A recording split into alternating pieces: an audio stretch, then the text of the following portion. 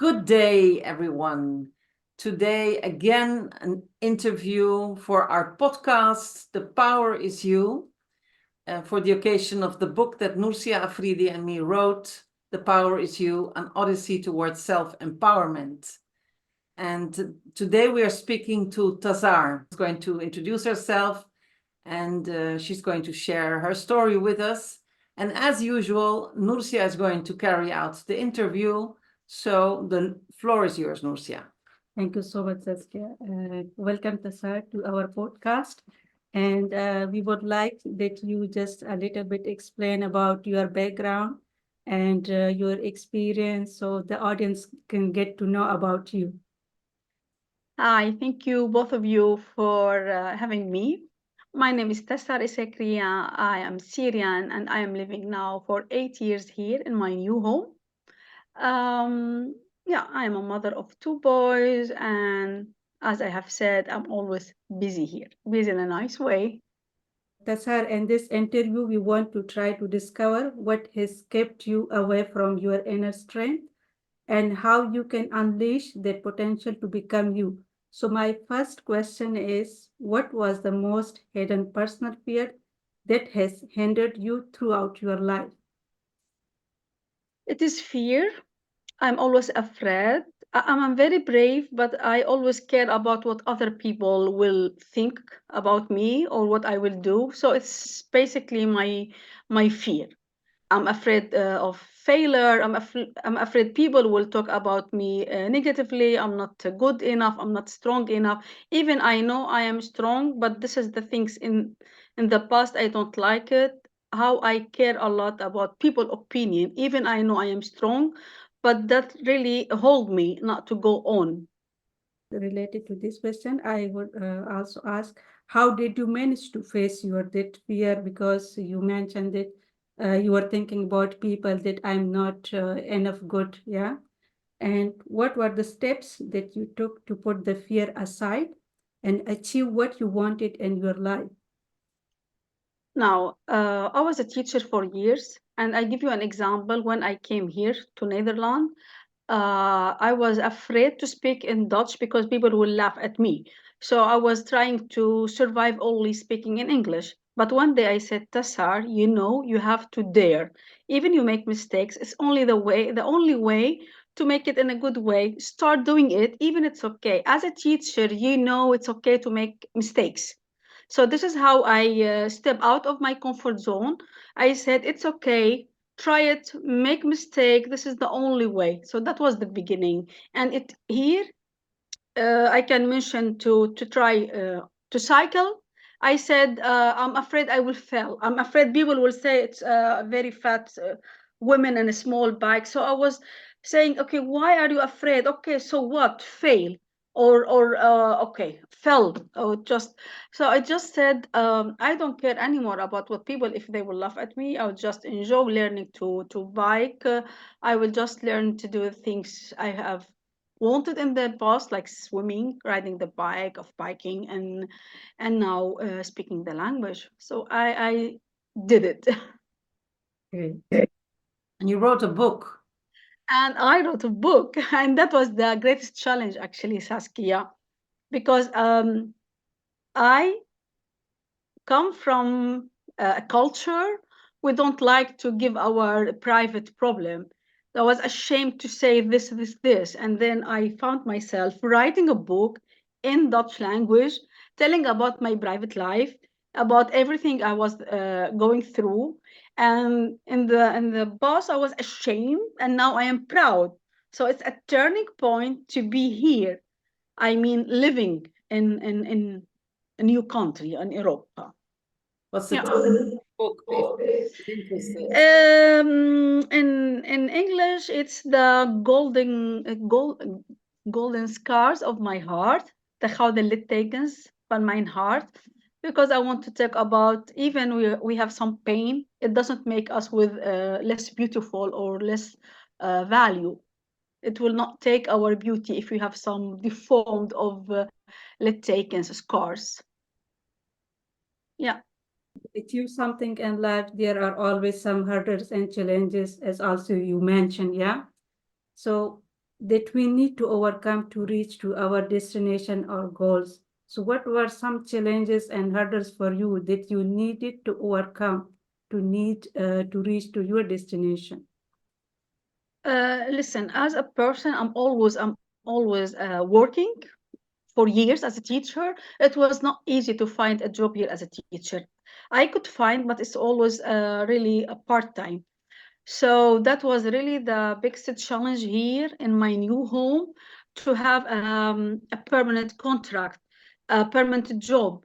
So I was suffering for years until this February 2024, until I really made my dream true. So all these years from 2016 until 2024, I was always suffering to find a career, to put my career as a teacher.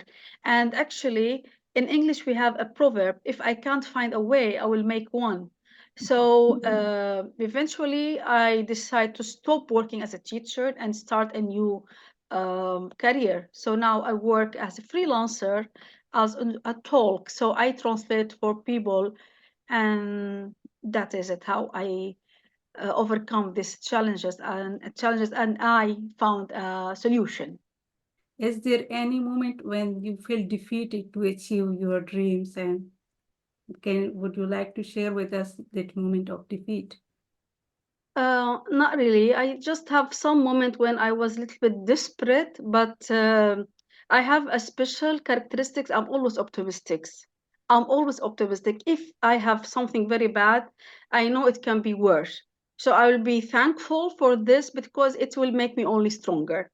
So every time I have really a problem, or I don't know, a strike, I would just say, I'm not dead. I'm still breathing. So it means I am a stronger version of myself. So I just turn the bad things to be my weapon, to refill my energy.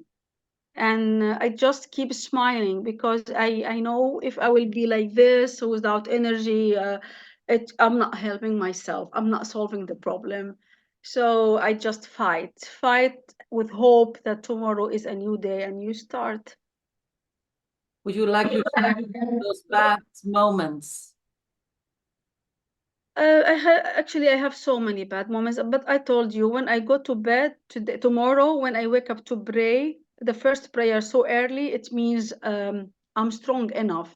So, as I told you, yeah, I have times when I don't have a job, I don't have work, and I'm suffering financially. And I say, why? All this passion to work, and I can't find work. Yeah, of course, I will not be happy. But I keep saying, Tassar, you have to be proud of yourself. You are very valuable, because I know I speak three languages very good. I have experience as a teacher, and I always do as a volunteering job as a, translator. And I work in a little bit with, yeah, Zorg, as the yeah, care provider. So I feel I have a lot of potentials and a passion. Of course, one day it will pay off. It will pay off, and that's why. So when I was without a job, or I'm not financially independent, I was always um, optimistic. It will be okay. It will be okay. It's impossible if you keep this, trying your best. You will not end up with your dream job. Yeah. And there are also, you also mentioned that every day when you wake up and you do your first prayer, yeah, and Yeah. you feel that, yeah, you're enough. Yeah, it means a lot. It means Yeah, a lot, because I believe I am, yeah, I believe I'm a believer as a Muslim, and I know God will test us. So if I don't wake up so early to do the first prayer, Al-Fajr prayer, it means I don't trust Him, I don't count on Him. But I believe it will be better, it will be good.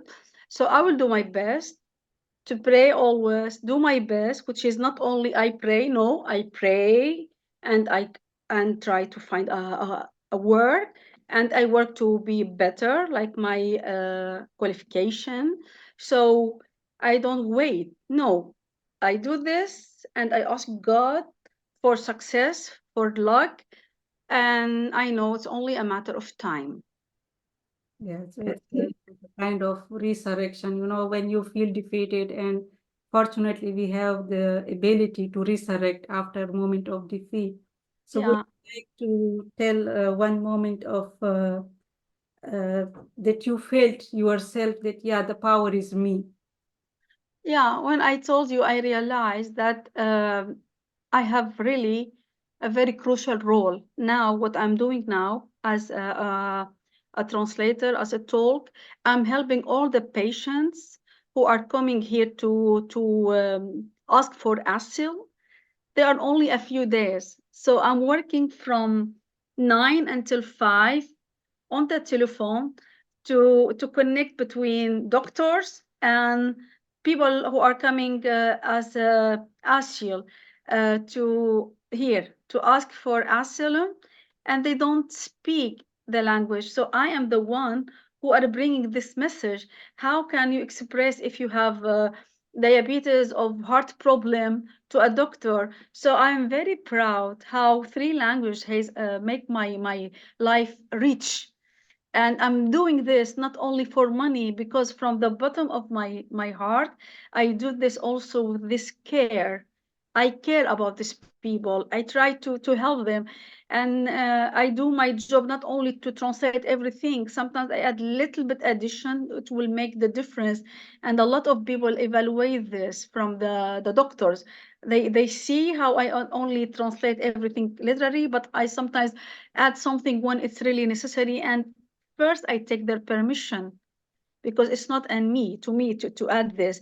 So can I say this to the patient? They say yes, and then I add I get 5 stars evaluation in the review saying this. I know when to add with their permission. So I'm very really happy and proud that finally finally I start now for the first time to feel relieved. I am really on the right path. Thank you so much for you have more abilities, you have multiple tasks you can handle, and that's why you are proud of that yes, the power is you. Yeah. Thank you so much. Yeah, I'm sure. I'm sure. Saskia, now And the power is yours. Yes, well, what you describe so vividly and so well is that a lot of things, but one of them is that if you just keep going and you just keep on believing in what is your purpose and mission, you will get there. So you arrive at your destination, and you have arrived at your destination after a long time.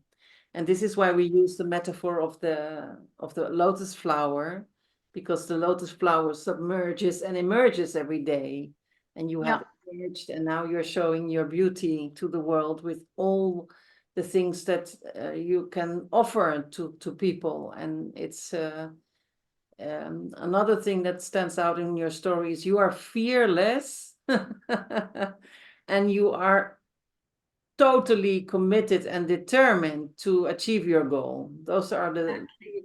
that really stand out in your story. And you must speak to a lot of women also. What is a final message to round up this interview that you would like to give to women based on your own personal experience and also the many people that you're speaking to? Actually, Saskia, all women are strong. It's not only me. Every woman, if she looks deep in her soul inside, she has really the strength is from inside.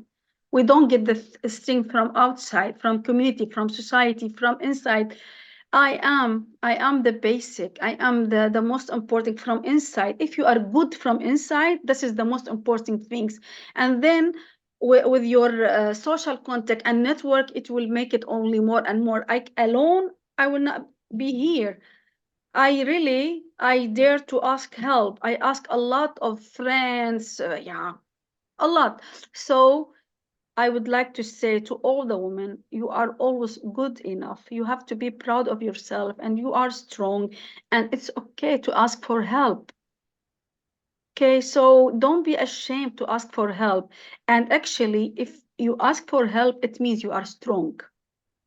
Because if I am weak and I stay away from people, I am not strong. You have to dare to ask for help. And women, we have to help each other because we only know what we have been through. I understand your pain. If you are, for example, if you are raising your children alone, we are as mothers, we are as women, we have the same passion to wish the best for our family. So this is our strength. And if you wish good for your family, then for your neighbors, your friends, for your community.